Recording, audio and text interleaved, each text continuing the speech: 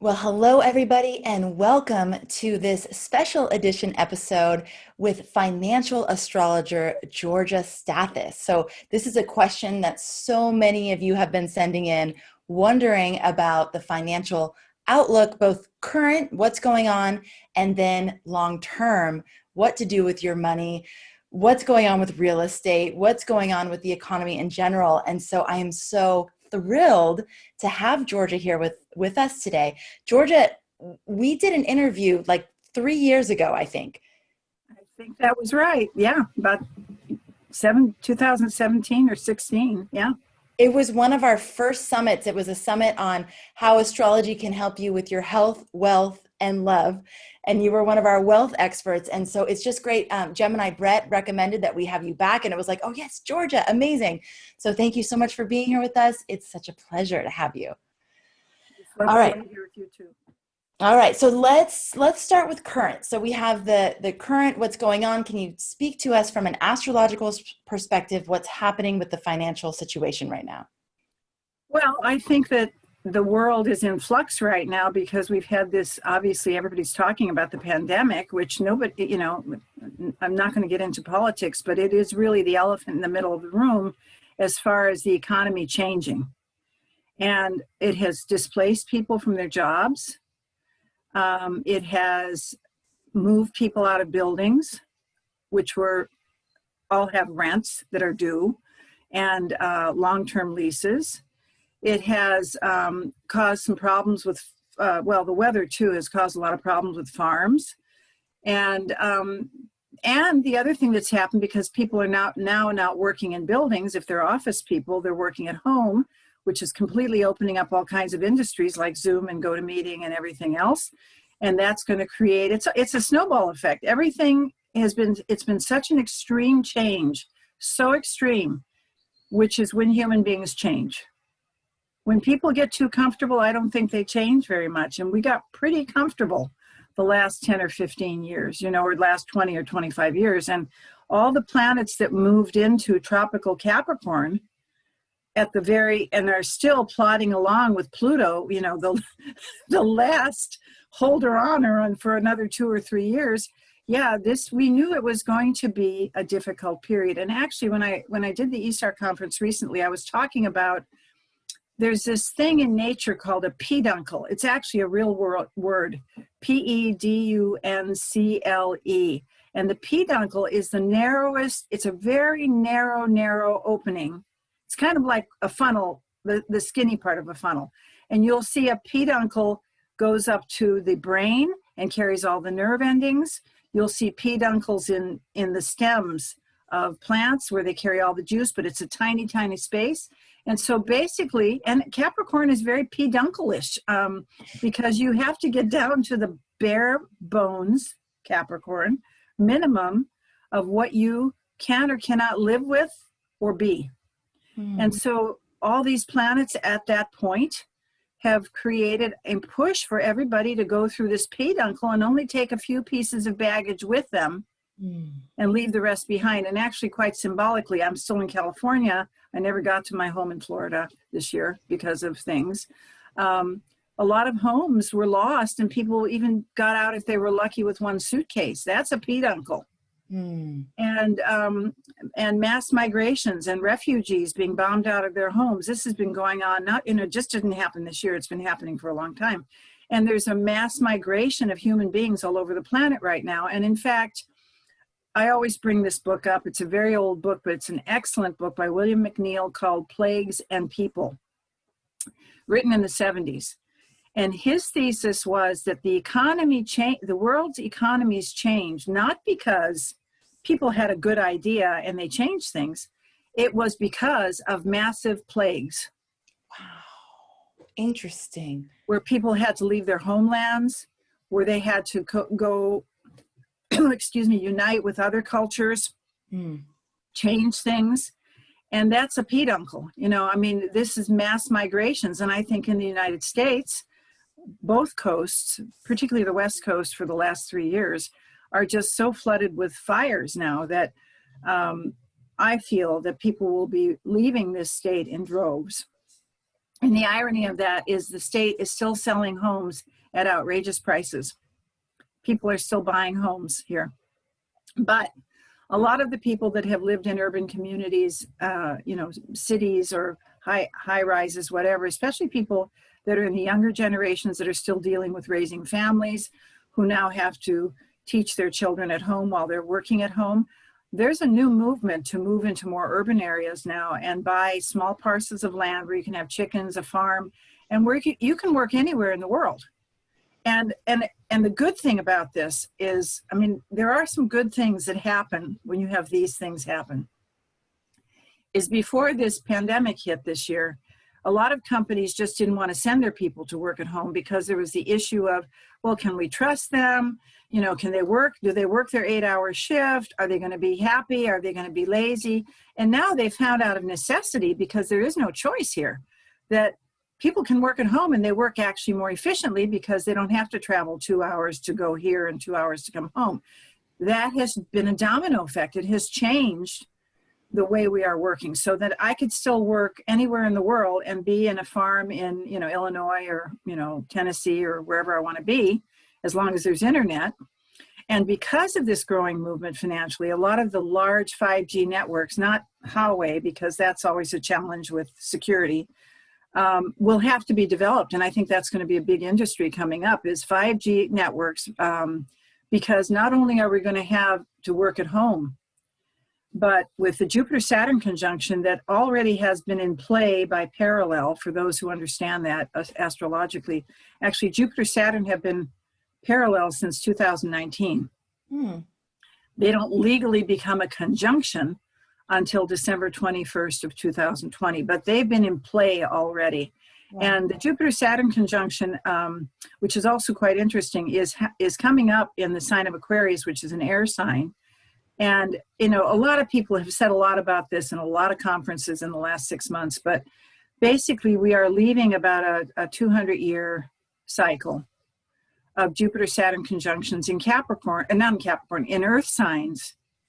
And there has been a very large, over the last 200 years, building of capitalism, buildings, foundations, properties, homes. And now we're moving into a much different kind of society. I think it actually began around 1981 or 82, when Jupiter-Saturn did enter Libra, which is also an air sign, kind of like the preview at the movies for what would be coming up now, starting in 2020, all the way to 2199. I mean, the last Jupiter-Saturn conjunction in an air sign will be in April of 2199. I've already looked that up for the conference we just did recently. And so as you move from Earth thinking, which is all these buildings being emptied because everybody can be doing air things and being on the networks, we see changes. We're going to see change. We've seen already changes in fashion shows. There's all kinds of fashion shows online now because they can't do them live. That's created a new industry for providing fashion shows that are a little bit more realistic. This then moves you into the financial options for virtual reality, where eventually, the technology is very expensive right now, but eventually you can just put on a headset and watch a Broadway play rather than watching it on your computer or your screen, which people are doing now, because masses of people cannot meet at all in large places. So this changes all the industries because of this difficulty. And what it does is it means that what's left, do we destroy what's left? No, we have to repurpose what's left. So this means that a lot of, for example, shopping malls in America, there are approximately, from what my statistics show, 1,000 shopping malls in America. I'm just talking America right now. I don't know about the rest of the world. They began in 1956. There is a prediction that within 3 to 5 years, 50% of those malls will close.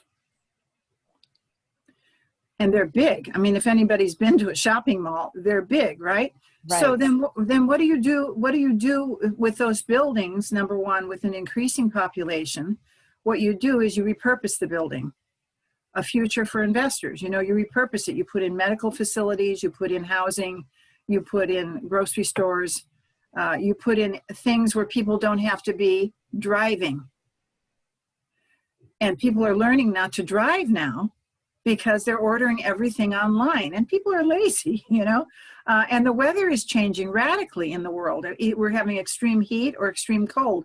I mean, I know in Chicago, where I grew up on the south side of Chicago, we always had blistering cold winters. And I go to Chicago. I haven't been able to go now because of the pandemic, but I go pretty frequently. And all the downtown apartments and condos all already had, in the last few years, had grocery stores and dry cleaners underneath. So you don't have to go out into the blistering cold. You just go downstairs. And so this is the thing that we're going to see changing, and all the shopping areas that will not be repurposed for housing and mixed use will probably be moved into warehouses for mail distribution of some sort, deliveries of some sort. And the other part of it is some people don't want to have deliveries. Like I said earlier, they're going to move to places where they can grow, they can grow their own vegetables. They can raise their own animals. I know in the Midwest, where we do a lot of investing in corn and soybean farms, and it has been a hard year for the farmers. A lot of things, tariffs, weather's been terrible. But what has come, and also, when everybody's not using the things we're using because of the pandemic, you have to change. So what's risen up in the Midwest now are a lot of little specialty farms. Where they have a special kind of dairy cow that raises, and they have a certain kind of dairy product, and people go. It's that farm to table movement where you don't go far away and they don't bring it to you. You're just living near it. And so even though it is so very difficult right now, currency, money, recently, I've seen that the real change, hard change, pennies, dimes, there's a shortage of dimes and nickels right now. There's a shortage because everybody is using cards.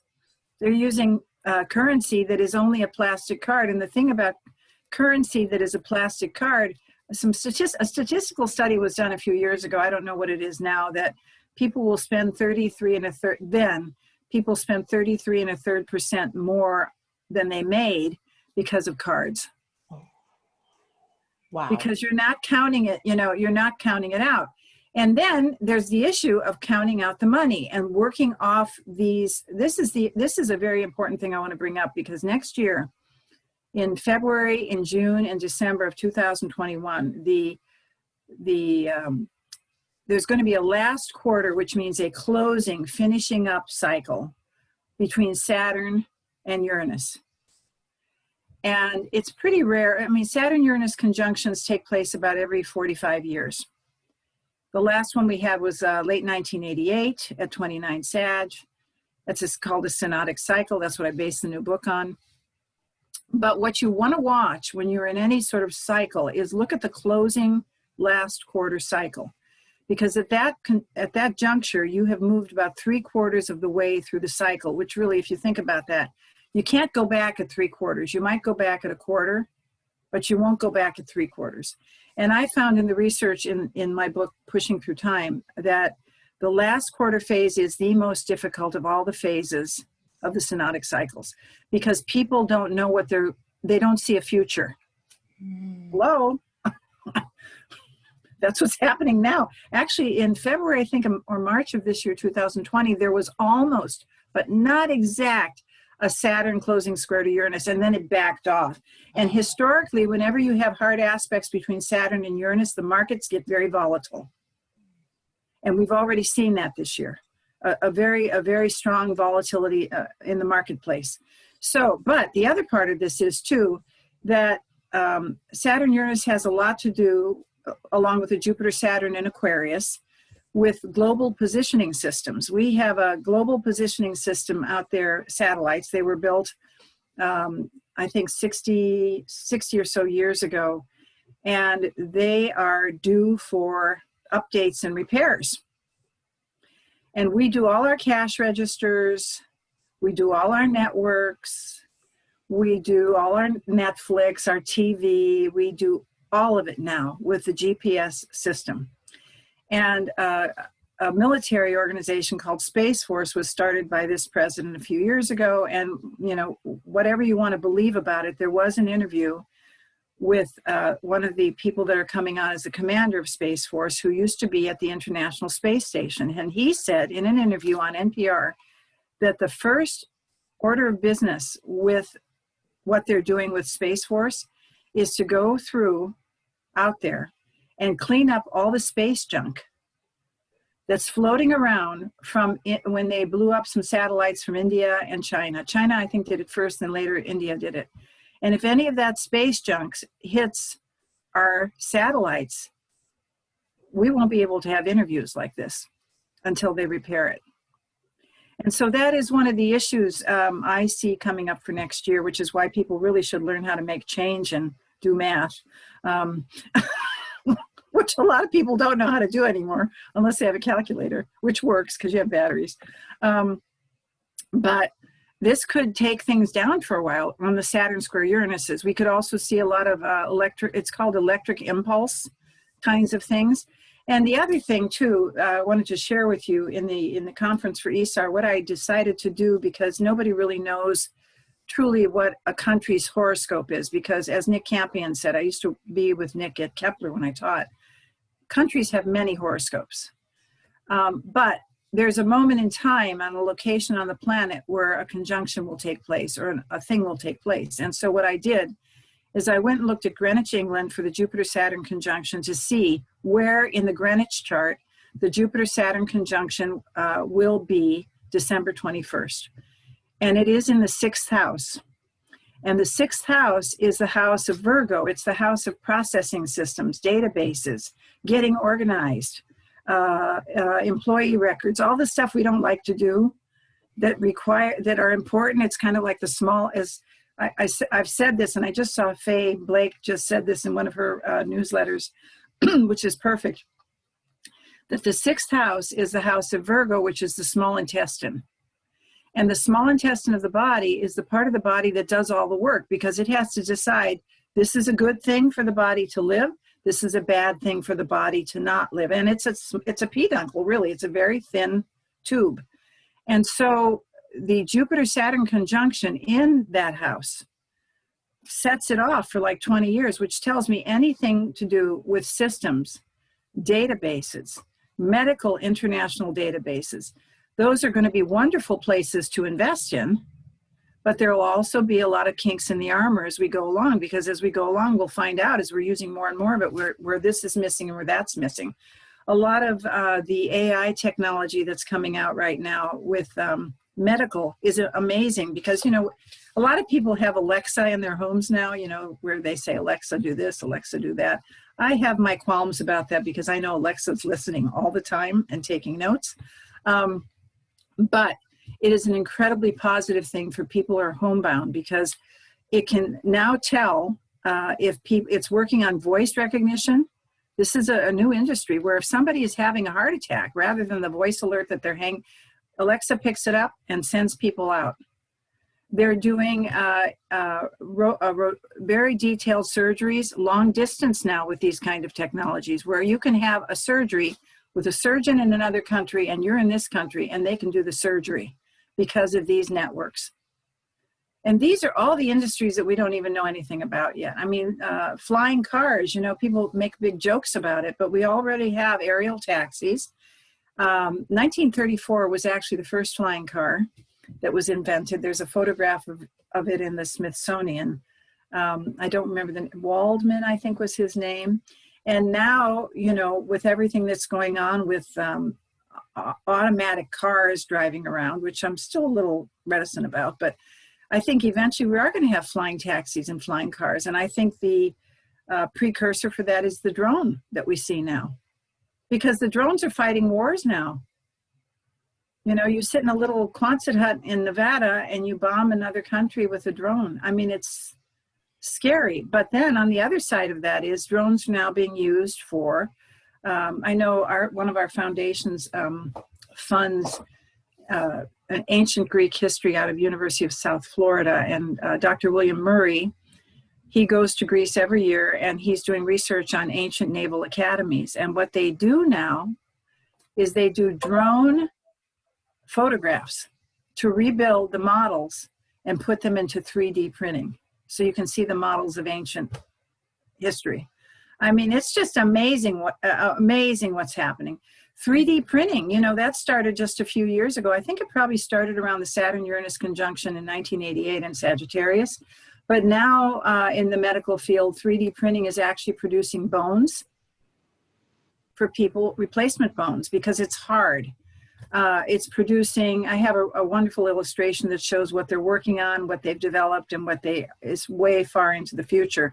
Another thing that they're doing with 3D printing is, and I'm not a doctor, but there's a bone, I guess, in the ear that can be reproduced on 3D printing. You might not be able to get it out of a donor, but you can reproduce that and replace that inside of somebody, or replace a bone if you can't recapture the bone. The next level of what they're working on, and I don't know when this is coming, is lungs. That's one of them, which we may need in about 5 years after all these fires, because I do think we're going to see a lot of people with lung problems in the next 5 or 6 years who've lived out in these coasts, either mold from the East Coast or the fires on the West Coast. But the other part of this problem with smoke is, and with the pandemic, and this is a whole new industry that they're just starting to explore because people really want to be together. People don't like being isolated, is the major changes in HVAC systems, ventilation systems, filtration systems, so that every 3 to 5 minutes the air is changing so kids can go to school and be safe. And that's just beginning because of this pandemic. I mean, a lot of the things are beginning now because of this pandemic. We just, you know, the problem I think that we're dealing with now, and I do think this is because there's a lot of planets in Capricorn, which is ruled by Saturn, is that people get fearful. You know, they start seeing people dying, and they see that they can't go out, and they see that they can't breathe, and they start to get fearful. And then what happens is you create this like universal mindset that nothing's ever going to get better, that there is no future, that there's nothing to look forward to. And yet the beauty of that, going back to the original idea of the peduncle in terms of what we're going to be when we grow up and what we're going to invest in, and what's important also is that we've really had to step back and see during this terrible period, what is it really that matters to us? In terms of our careers, is this the career that we want? Or can we change it? Now, if it hasn't been working for a long time, you're probably going to get rid of it anyway, because it's either you got rid of it or got rid of it for you because of this. But if there's something that's not been working because you've been bound by Saturn, that this is as far as we can go, all the new technologies will open up the options. I mean, this morning, I was on a virtual with U.S. Trust and Bank of America called State of the Art 2020. And it was all these artists from around the world speaking about how art is changing because of this. And there was walk-through museums that they were showing of the artists that were speaking.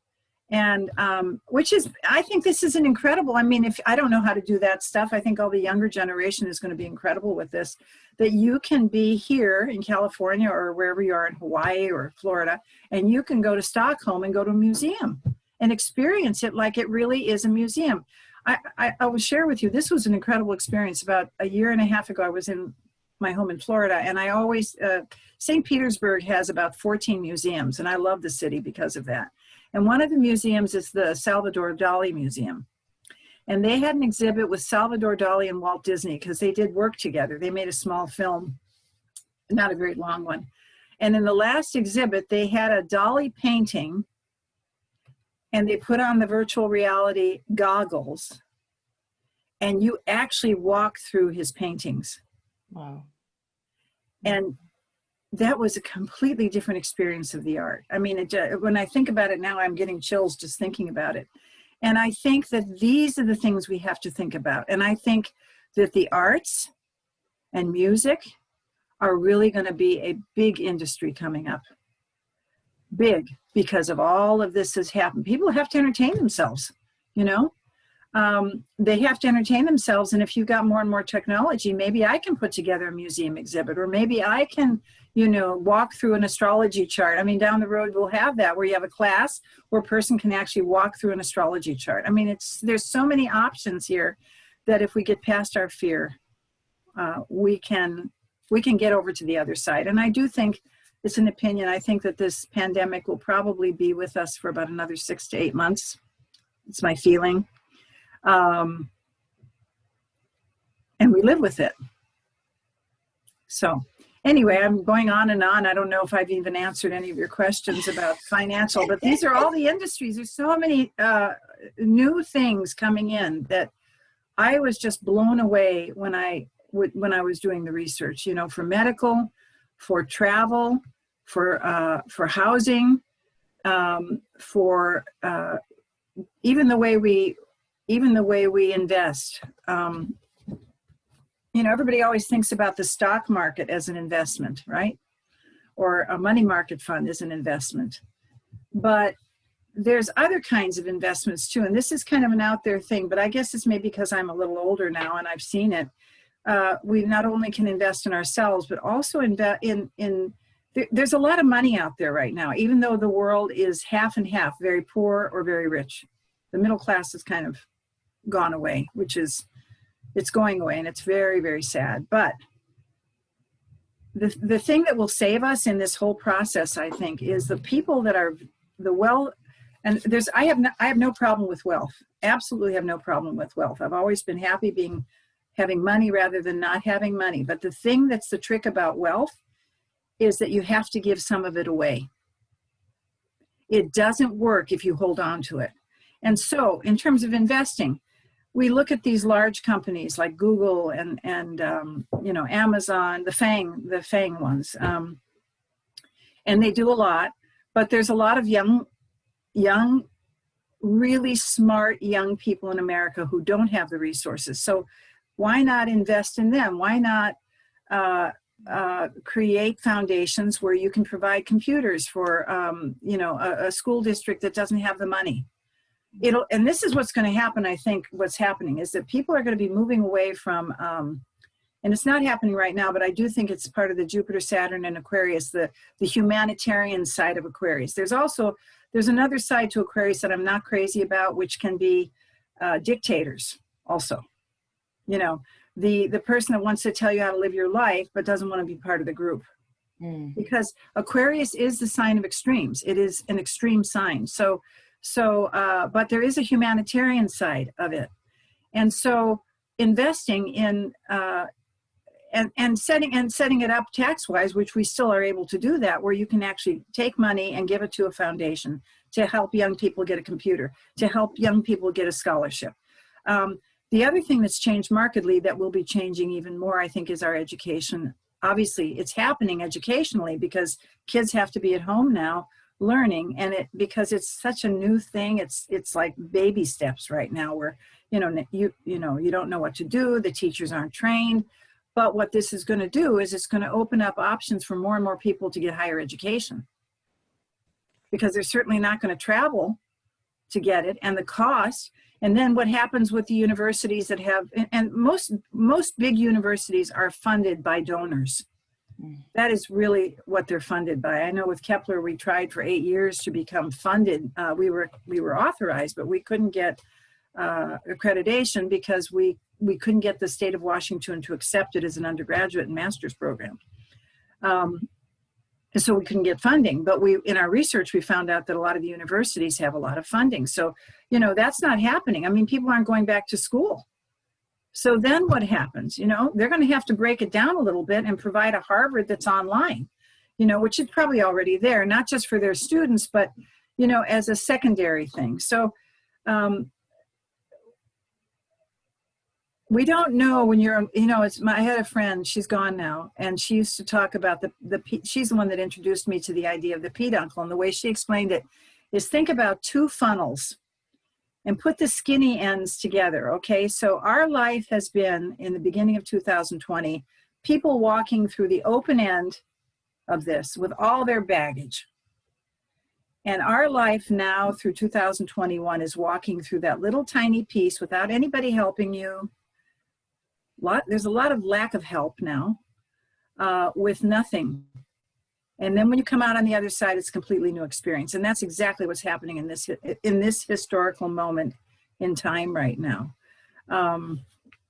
Anyway, you should ask me questions because I could just yak and yak and yak. But I have so many questions, and it's also fascinating to listen to what you have to say. So I haven't wanted to interrupt you at all. This is how I think. This is amazing. Okay, so if you all have questions, please do write those in the chat. If you're watching live, if you're watching the recording later, we won't be able to answer them, but please put them in the chat. Okay. So let's talk about, so one of the things you talked about was this move to like more of the farm to table, sort of like people moving out of the urban areas. So would you say that there will be a return to more of like a local market kind of focus where we're circulating wealth within our local markets versus the thing that's been happening where it's sort of centralized in certain places? I think it's already happening, but I think it's going to grow more. Okay. I think it's going to grow more. And the reason I think this is, again, going back to the farms in the Midwest, which it's still really cold there in the winter. And, I remember growing up in Chicago, you go to the grocery store and everything was wrapped in saran wrap because it was brought from someplace else because you couldn't get fresh like you could get in the coast, right? So I just heard from one of my farm brokers that what's happening with a lot of these local markets in the Midwest and the farms in Illinois is they're beginning to develop these little specialty insulated off the freeway exit ramps markets. They're like greenhouse markets. Whoa. Yeah. Fascinating. Okay. Isn't that interesting? And do you see some of the like malls and some of these buildings turned into more of like using that space for food production, like local food production? That's actually very smart. Now that's a forward-thinking woman right there. Yeah, I think some of these places could, because we can grow things indoors, and with the weather changing as much as it's changing, it's possible. Right. And if you can do a greenhouse market, why can't you do a greenhouse market inside of a shopping center where you live and where you can go see your doctor? How cool is that? Or you can go to school. Right. Right. within the framework. And then if you want to go see your buddies, you can. Right. Yeah, I don't see why that would be a problem at all. But you have to have people who own those shopping centers be visionaries to do it. Well, I think a lot of the young people are already seeing these things. I mean, I remember seeing models of how we can turn skyscrapers in New York City into like the rooftops being places where cows can graze and where you can literally have roofs. Yes, roofs. Exactly. So there's a lot of people thinking of ways that we can reinvent some of the things we've been doing that haven't really been working for us. I think everybody would agree. Okay, what about, there's a huge question around cryptocurrency. So tell us what you think astrologically about cryptocurrency and what's happening there. Well, like I said, I think most people are using cards now. In fact, some people won't even take cash anymore. I know that's true. So cryptocurrency. You think we're going cashless? I think we're going to be going cashless eventually. Okay. All right, let's go back to crypto. You're starting to see a shortage in change. I think eventually we will. But the thing about cryptocurrency is that the thing that they like about it, but there's a lot of problems still with it as well, is that there's no middle person. There's the buyer and there's the seller. And there is, at the moment, that's why people use it. There's no middle person, like a bank taking their percentage or the credit card taking its percentage or whatever. But the underlying software, this is the thing that I think is more important to look at, is called blockchain. And blockchain it looks just like a block. It looks like a series of blocks. And basically it's a closed transaction. In fact, do you know who she's kind of an odd musician, Bjork? Yeah. You know Bjork is? Okay, yeah. She's an interesting character. She's been using blockchain technology for selling a lot of her music. And And the reason they do this, it's going to be great for artists, because when you make a transaction with the artist, you buy it. Nobody takes their cut, the agent, anybody, and they get the full amount. And in that moment, the transaction is recorded and sealed. And they're starting to use this in real estate transactions, the blockchain technology, so that, okay, at this moment is when the deal happened. I mean, this is it's baby versus having to wait a little bit for the financial institutions to process it and approve it and all that stuff. Okay. Right. So the interesting thing about this is one of the biggest, and I know this firsthand from one of these the bank people, is one of the biggest banks in the world, which I think is interesting because banks always get their percentages, right? When you buy or sell or whatever. Well, they don't like this, right? I mean, well, I don't know if they don't like us, but I know one of the biggest banks in the world has one of the highest amounts of patents on blockchain right now. Oh, okay. So they're just going to find a way to capitalize on it. Got it. That's right. Okay. Exactly. Yeah. So, I mean, that's the underlying technology is blockchain. And so, there's a lot of people working with cryptocurrency. I don't know much about it, but I do know about that technology. And that's the reason for it, is that you get rid of the middle person, which means that a person who's not making as much money can actually make more money. Right. Because there's nobody taking a portion of it.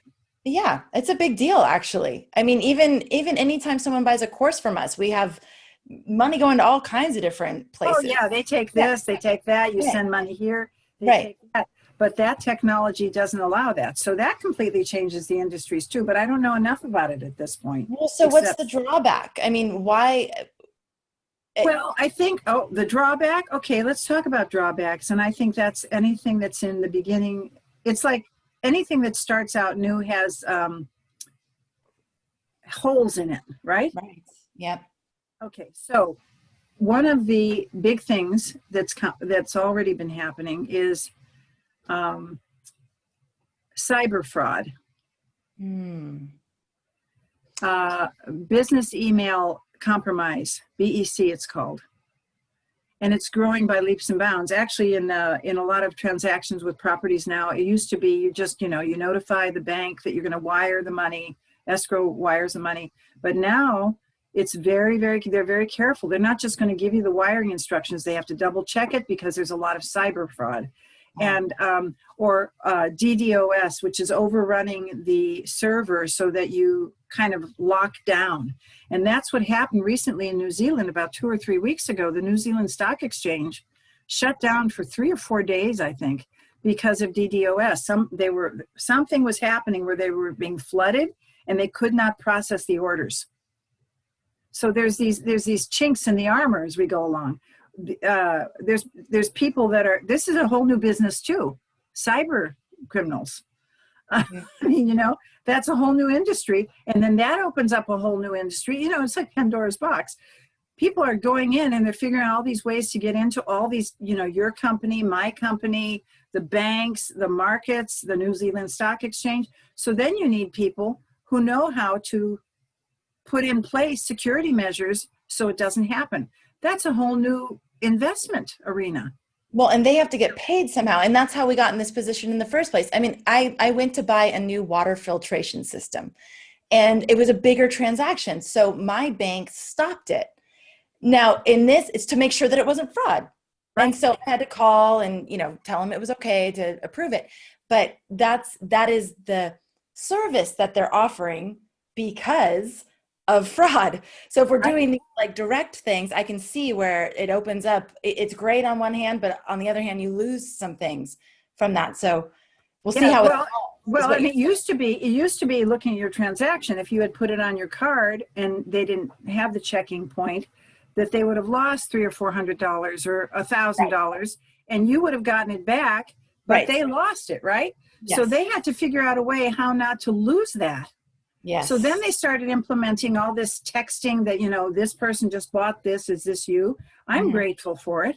Yeah. I'm grateful for it. It's a pain sometimes, but this is what happens when you have these crises. It opens up new industries. Yes. Okay. So what you're saying, and I can't wait to ask you your story for how you became a financial astrologer. We'll do that. We're going to do that at the end. We're just going to flip things all upside down. Okay. So I asked you about local markets. What about real estate? I mean, you've talked about it. and you've talked about how it's going to change, but what would you say for, let's say someone's thinking about selling their house right now or moving somewhere right now, what's the real estate outlook in general? Well, I think, real estate runs on about a 19-year cycle. When the nodes, the metonic cycle, it comes back every 19 years to the same node. And the peak and where it's peaking is around Cancer, in terms of interest rates. But the thing that's happening is they keep keeping the interest rates low. Now, if you have good credit, the interest rates are like 2.6% right now. Yeah. And there's the good news for that, and there's the bad news. And this is why you have to know both. This is why you can buy a $1.2 million house at 2.6%, because your payment's going to be a lot less than if it was at 9%, which when I say 9%, people really go, 9%? Well, that was considered to be that was the lowest mortgage rate. That was the lowest mortgage rate in the 60s. I've got the mortgage tables. We used to have mortgage rates at 9, 10, 11, and 12%. Oh my gosh. And then what happened in the late 70s, early 80s, the mortgage rates went to 20%. Houses were in this area, California, in a middle-class neighborhood, they were $80,000. Now that house is selling for $750,000. But that was a 20% mortgage rate then. And so what people are doing, and this is what, I'm always very cautious, but maybe I'm a little too conservative, is you have to really think, because people think, well, we'll keep making money and making money and making money. I think that we're going to see slower sales, because you can't keep making money and money and money on top of it like we've had in the last 5 years. Slower sales than houses? There's a slower selling of houses now. Yeah. So right now, a lot of people are selling in areas that they want to get out of because the rates are low. And this is why it's a good time to sell, because somebody will pay $1.2 million at 2.6% rate. If it goes to 4% next year, which it may, they're not going to pay it. I see. So this is, and then the other part of it is your dollar. A dollar in California is a very different dollar. It's the same dollar than you can get in a place like Arkansas or Tennessee. And then the tax issues, there's going to be a lot more taxes coming up I don't care if you're middle class, if you're poor, if you're rich, there's going to be a lot more taxes. This is one of the lowest tax-paying countries in the world. In Denmark, they pay 25%, but they get everything for their kids. They get the preschool. Do you think the taxes are going to go up, but will there be a benefit for that, or just more taxes? Well, I think there's a problem when you have I don't want to get into government stuff. I think the problem we need to pay more taxes. Everybody needs to pay more taxes so we can pay for services.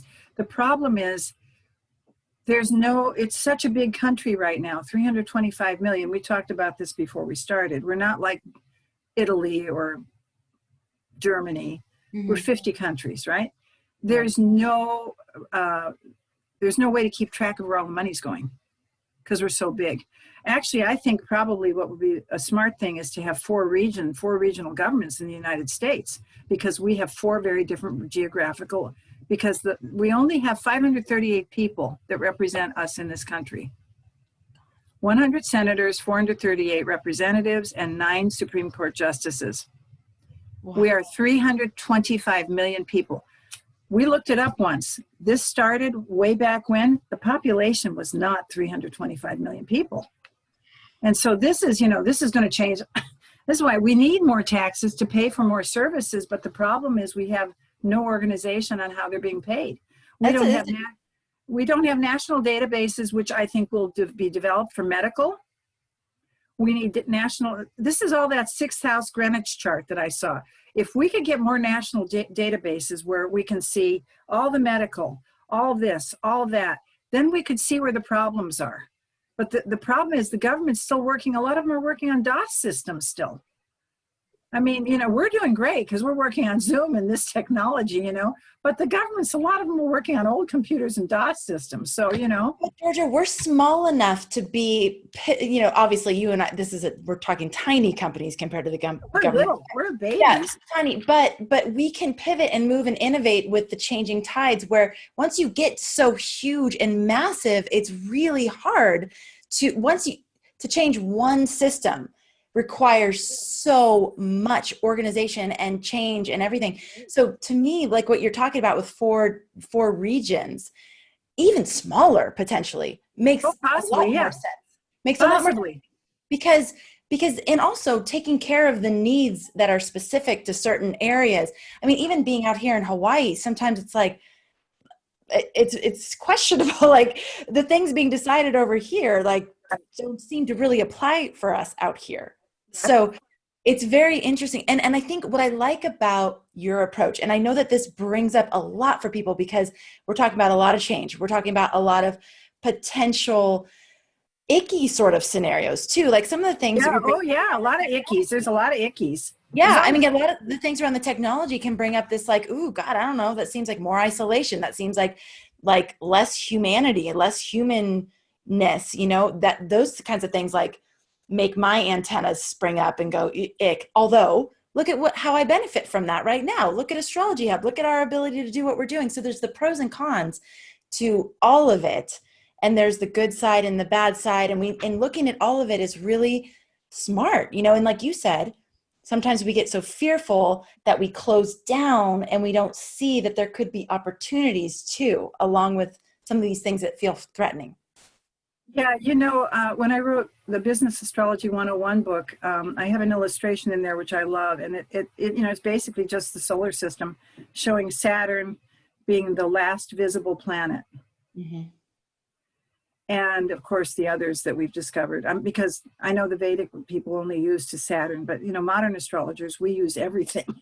And the point being is that before telescopes happened, when people would look out at the night sky, that was the boundaries of the universe, was Saturn. And you know, Rob Hand also taught at Kepler, wonderful astrologer, of course. I think he said Saturn is the perception that there is a reality. Saturn is the illusion that there is a reality, and Neptune is, how do you say it? Yeah, it was great. Saturn is the perception that there is a reality, and Neptune is the truth that it is not. Something like that, he said. And the thing is, Saturn, fear, you know, I mean, it's also survival too. Saturn's not a bad thing. I mean, Saturn makes us survive. I mean, when push comes to shove and we have to get our, you know, fannies going because things are happening, we get things done, and we're willing to take nothing with us to get it done. That's the survival instinct in human beings. And I mean, that's what's activated this year with all these planets in Capricorn. But there is, when they discovered Uranus in the late 1700s, the out of the box thinking, you know, this is, you know, Uranus is in Taurus right now. Taurus is ruled by Venus, which is our value systems. Uranus in Taurus is about waking up to what are our values? What do we really value? What is it that we don't value anymore? This is why a lot of the airline stocks have plummeted, because nobody can travel, right? A lot of oil is plummeting. Of course, it's gone up a little bit, but it plummeted for a while because nobody was traveling. I mean, Uranus in Taurus is waking up to the values that we have in the world. And it's also waking up to, you know, things that Venus rules. You know, farming is ruled by Venus, waking up to new ways of farming. Go vertical, don't go horizontal. Right. You know, vertical farming, you know, or go in a shopping mall and raise a crop, you know. Uranus and Taurus ruled by Venus is the fashion industry and the clothing industry. And one of the examples I gave, this is really funny.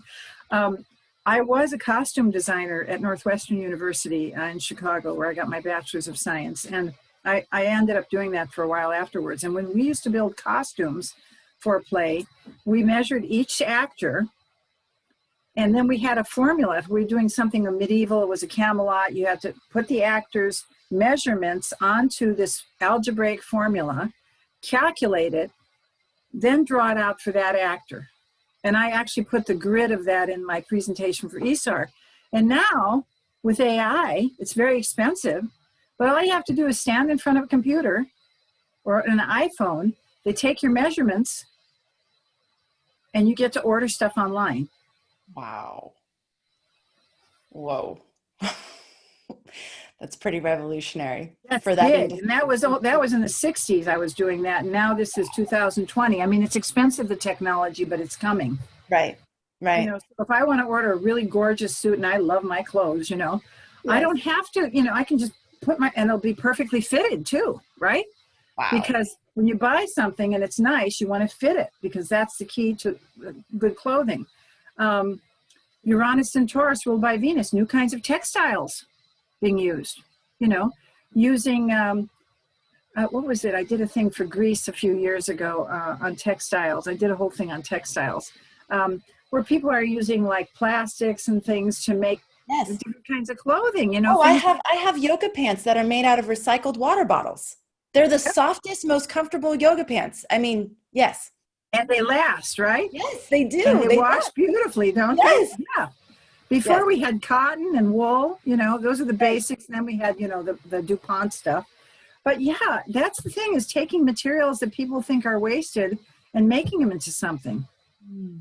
I mean, I think this is why I think when the Jupiter Neptune conjunction comes, I think that's just a few years off, 2 or 3.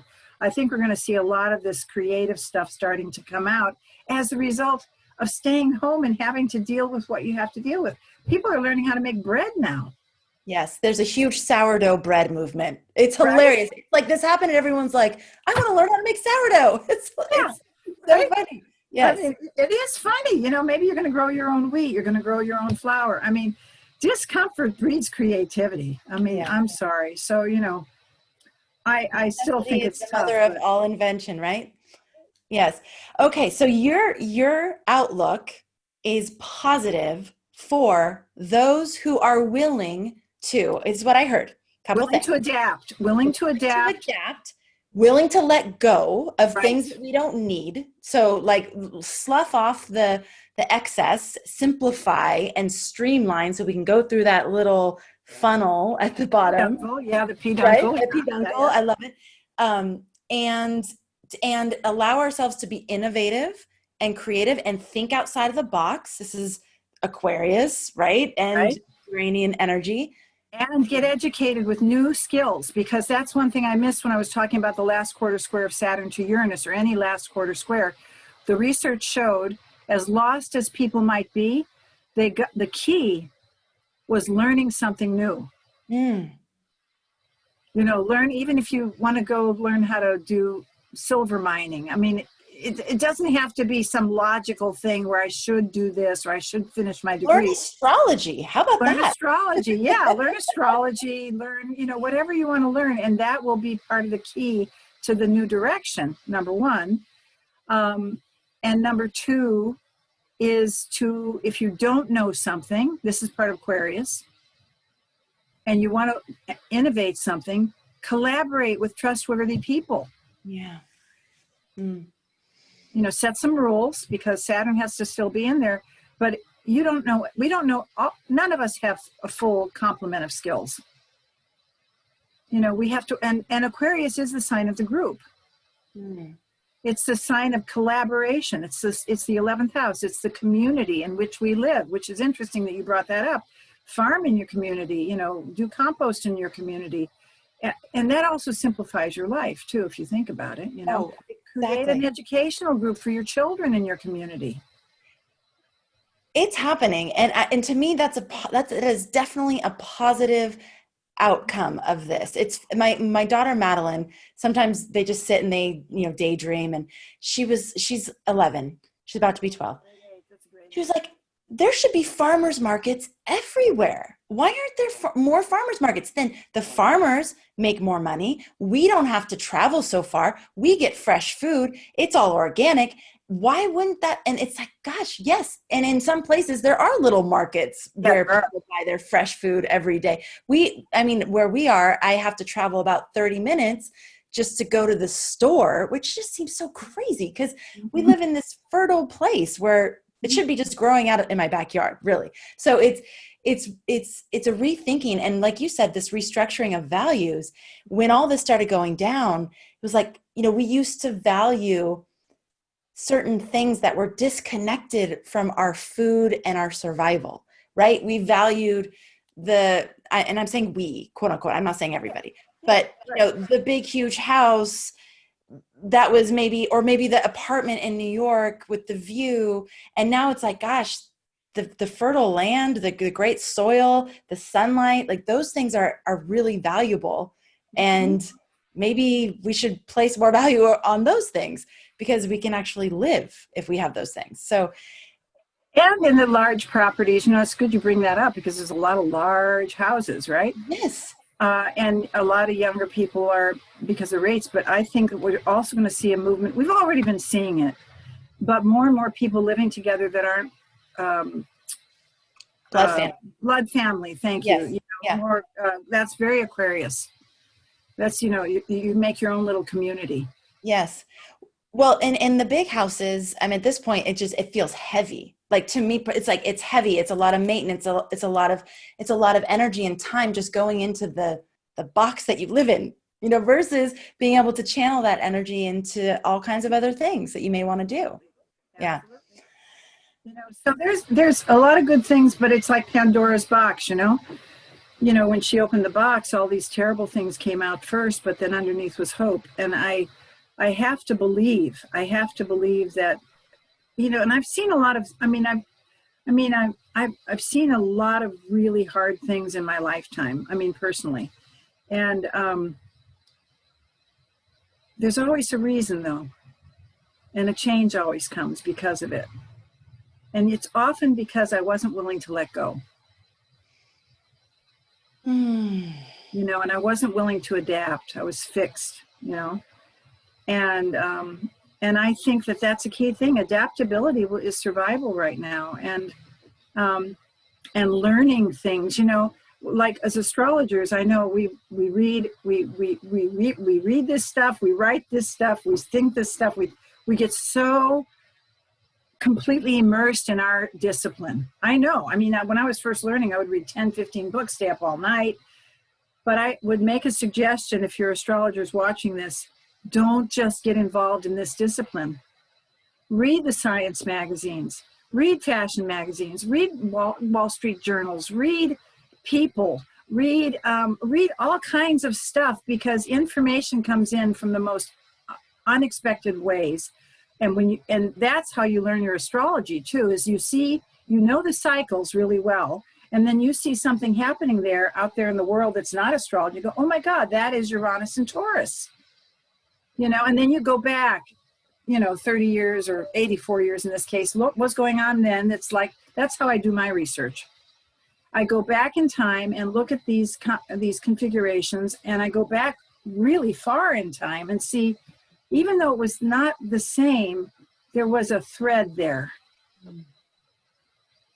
And it was a developmental sort of thing. So, that's how and if you stay only in the astrology world, it can be very limiting, and at the same time, it can be very expansive. And I think it is important to read, and hang out with friends that are not just astrologers. Now, get to know people in the banking industry, or get to know your banker, or get to know somebody who knows how to save money, or get to know somebody who's really learned about stocks, because there's some great, the market has some great, there's a lot of new opportunities in medical coming up, I think, and not travel, but medical and, like I said earlier, network development and new kinds of housing. And they're starting to do a lot of stuff with, I'm not really crazy about REITs, real estate investment trusts, but there are some new ways of doing that with land. There's also what we're going to start seeing too, because there's the big pattern has been in the United States. This is why I know the US, when you buy a farm, investors buy large acreage, 260 acres, 300 acres. And, these farmers that are there, it's not so much the farmers are really leasing the land from owners. This is what's happening, is a lot of families don't want to farm anymore because they've done other things. This is what the pattern was. And so groups of farmers, like large companies, will go and lease lands, and they'll have teams going to all the farms. But now the movement is, they're buying, people like us are buying smaller farms in the Midwest, like a 40-acre parcel. This was never seen until this last year and a half, where they can have a house, or they can just use it as income, or they can have it for the future. They didn't see this before. And so now there's a new thinking going, well, should we break up the acreage? Because what's happening, it's, what do you do? I think this has really good implications for a lot of different things. And some of this big farming industry has created a lot of issues. So breaking it down into smaller, more manageable things where people are actually caring for that land and stewarding that land. And it creates, it creates a whole different relationship with the earth, which is going to benefit everybody. Okay, Georgia, what is your sun, moon, and rising? I don't know. I mean, the Capricorn in me is like celebrating so much of this conversation, but I could be totally wrong. What do you have? Sun, moon, rising. I am a Pisces sun, Mars conjunct the sun in Pisces, Taurus rising, and Jupiter in Capricorn. But all my Pisces planets, I have also moon, are all opposed by Saturn. Oh. And I have Jupiter in Capricorn. I have a lot of Aquarius too, Mercury, Venus, and Aquarius, but I am a Pisces sun, and it's in the 11th house, so I often think I'm kind of an Aquarius Pisces. Nice. Okay, now I meant to ask you this very first question, which is, it didn't happen that way, which is fine. It's actually really good. How did you come to practice financial astrology? Can you tell us your story, please? Well, it wasn't the plan. I'm first generation Greek, and I was born in the U.S., but my parents, when we were little, sent us to Greek school for 7 years after American school. And one of the teachers I had was doing the myths in Greek. That was one of our lessons. And I also started to read them when I was a little girl, like 6 and 7 years old, because there were stories, they were more interesting to me than fairy tales, which I always thought was kind of weird. And then what happened is, when I was little, like about maybe 12, my mom would give me a quarter to do the housework, which I actually did a lot of work for that quarter. And I'd go over to the local drugstore, and they had these little Dell books for a quarter on astrology. And I didn't know what it was. I didn't know it was astrology. I just knew it was birthday books, right? So I would buy them. And then, I did the myths. I studied myths. I studied I know how to speak the language. And then what happened, I came to California in 1971, and I was working at a PR firm in San Francisco. And we had a woman come in who was a temp, Irish. She was very Irish, red hair, very big brogue. And on our breaks, she sat next to me, and she opened up this book that had the symbols on it to read. And I saw the symbols, and it sort of triggered this memory inside of me. And I asked her, I said, well, what is that? I said, I think I used to read about that when I was little. Oh, this is wonderful stuff, And it was Joan Quigley's book, Astrology for the Millions, Astrology for Adults. Big, thick book. And she's, oh, you have to read this. So she gave it to me. And I took it home. And then I was married at the time to my first husband. And he happened to have, during that time, astrologers on his radio show. And so I read the book in 3 days. I took it back to work, and she didn't come back ever. And then I heard these astrologers, and I said to him, I think that's something I'd like to learn.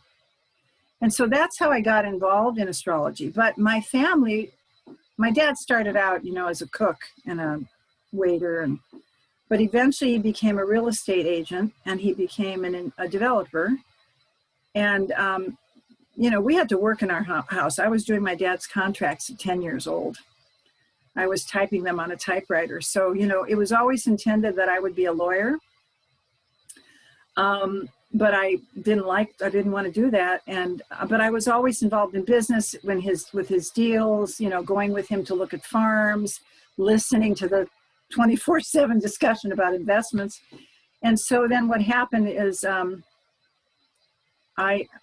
I kept working in advertising, and then around my 28th year, I went and got my MBA from Pepperdine University, and I had been doing astrology for fun.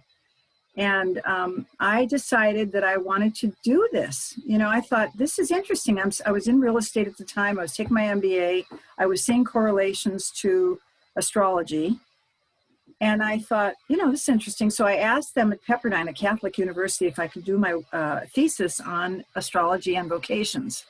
Whoa. And I had two professors that were so gung-ho about it, but one of them, who had been from Northwestern, actually said, this woman is either insane or she's brilliant, if she can prove statistically, And I did my MBA thesis for Pepperdine University, which was accepted on vocational characteristics in advertising people. And at that point, I was selling real estate. I was trying to make a living. I didn't want to work for anybody. And somebody found out I did astrology, and they said, can you do my chart? And I started doing all these free lunches for people. And then there's some newspaper articles came out, and I started to think about it, thinking, I really like this more than the other stuff. And so I just went with it. I always had my hands in the other pie, but I did do this. I mean, I was doing 6 and 7 readings a day for 12 or 15 years. I had an office, and I did a lot of writing. I raised my kids. But I always, my dad was always calling me, we've got to do this business, so I never really was able to get away from it. What can I say? I never became a lawyer, though. You never became a lawyer. Oh my gosh. And were you always in your practice, were you always more oriented towards helping people with their financial situations? Actually, that's an interesting question, because people would come first personal. Mm-hmm. And then somehow it would move into that. First, we would look at what the blockage was. Basically, I do a lot of personal work. But for some reason, I just went into, well, maybe you ever thought about doing this? I mean, this is coming up in your chart. And, this is an industry that's kind of opening up now. And I don't even know how I did it, actually. I just did it. Wow. I mean, I really don't have a system. I do have a system, but I don't write it down on a form or anything. I should probably do that, but at this point. And that's what would happen. And people would come back, and then I did Business Astrology 101, where I did a lot of analyses of corporations in there. And I've had a lot of self-employed sole proprietors come to me over the years. And, lots of times their charts are already established, and then they want to come to you to fix something. But I've had a lot of electional work too. The business's chart is already established? Yeah, like they've already been in business and say, look, we need to expand, or we need to do this or that or the other thing. Well, then we have to find out what's the right chart, which is always a challenge. Right. But I've had a lot of people want me to do an electional for them as well. This is what we're doing. And the key thing about electionals, if anybody's listening, and I know Bruce Schofield wrote a great book. I used to teach with him at Kepler on electional astrology. I don't know if it's available anymore, but the key thing about electional, I found with businesses, what people want to know, is you got to pin them down. I mean, I have a questionnaire in my Business Astrology 101 book. They want an electional, they have to fill out that questionnaire, because if they say to me, I want to open my business doing this in the next 3 years, it's going to cost them an arm and a leg, and it's going to be a waste of their time and mine. So I have very precise questions I ask. Look, that's my Saturn coming in. When are you looking at opening it up? Do you have a partner? And what I've done is I've categorized the 12 houses without saying it's the houses. I just say, okay, is it important to have people who invest with you? That's the 8th house. That would be their number 8 question. And that way I can kind of, they don't know what I'm doing, but that's what I'm doing. Yeah. And so then you get something that you can work with. But you have to, I'm not sure when this happened, or if they're not willing to do the work, I don't work with them. Mm. Yeah, it won't be worthwhile. Won't have the payoff. Well, and you know what, Amanda, it won't turn out right. Mm-hmm. And then what'll happen is they'll say, this astrology thing, it's a bunch of bunk. Right. See, I'm a plan B-er. I try to think, if I'm going to do this, that's Mars on the sun. I had to learn this, though, because I did a lot of things that were not plan Bs in my life. But now I think, okay, if I'm going to do this, what's the upshot? Is this, if something doesn't happen, then what am I going to do? If it does happen, then what am I going to do? Right. I think that's important, especially when you're dealing with Mars, which we talked about earlier before we started. Mm-hmm. Mars is retrograde right now. People are trying to make a bunch of decisions in their life. Mars is about motivation, making a plan, being strategic, pointing the arrow at the target to make it hit. Mars retrogrades are not the time to make decisions, especially Mars in Aries retrograde, right? And with the square to Pluto all the way through January it happens. And square to Saturn, I'd say, ask a bunch of questions. Square Pluto, ask the questions that nobody asks. The thing that's embarrassing, well, where is your money coming from if you're going to do this investment? Right. Or what is the history of this investor? Ask those questions. If people are afraid to ask those questions, but if you don't ask those questions, you're not going to get any answers. And then listen to your intuition, because that's the other part. Neptune's squaring the nodes right now, and will be squaring the nodes at the end of the year. There's red flags coming up for people when they're doing investments. Most people put the red flags down and ignore them. I say pay attention to the red flags. And that's not fear. That's called thinking. And wisdom. Yeah, and also saying, okay, there's a red flag here. Well, what about if this happens? And if you don't get a straight answer, something's off there, right? I mean, it's, Mars retrograde is not the time to make decisions. It is not. And I think once it goes direct in in November, it is going to be squaring the July 4th eclipse chart, squaring the sun of the United States, which is the leader of the country, and the direction, and it won't really get back on track till January 3rd of next year. So, I think this is not a good time to make a decision. It's a great time to clean out your closets, clean out your files, do all the things that you need to do so you're ready, you're ready to play the game when it goes direct. Awesome. Georgia, some serious gold here at the end. So I hope people listen all the way to the end, because that was some really amazing on-target advice too. So thank you. Thank you. Thank you so much. I am I told you this before, I'm flooded with memories of how much I enjoyed our interaction several years ago. And I'm so grateful to have you back. I'm so glad Gemini Brett was like, have Georgia come on and talk about these things, because she's really this has been lovely. I just love talking with you. You have such a wonderful, and of course you're Capricorn, right? You said you're Capricorn. Yeah. I have a family full of them. Nice. It is a very family feeling with you. It is. Yes, it is. And I really, someday perhaps we can meet in person if I ever go back to Hawaii again, Yeah, well, my whole family lives right by you, so maybe if you're ever down here, give me a holler. Yes. Give me a holler. If I'm in California, I'd love to see you. Awesome. This has been so fun. Thank you for including me. Fun. Thank you, Georgia. And thanks to all of you for tuning in and for, as always, being a part of our community, for making astrology a part of your life. If you want to, first of all, Georgia, how do they get in touch with you if they want to follow your work? The website is starcycles.com. And they can get a hold of me at stathis.georgia@gmail.com.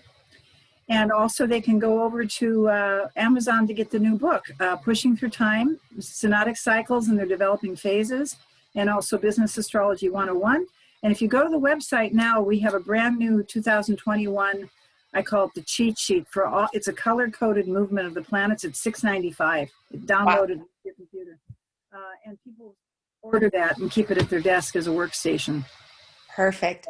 Okay, Georgia. And for those of you who are wanting to get first of all, if you want to use this time of innovation and learning and getting creative to learn astrology, I highly recommend you check out our Astrology Foundations course that we're doing with Rick Levine.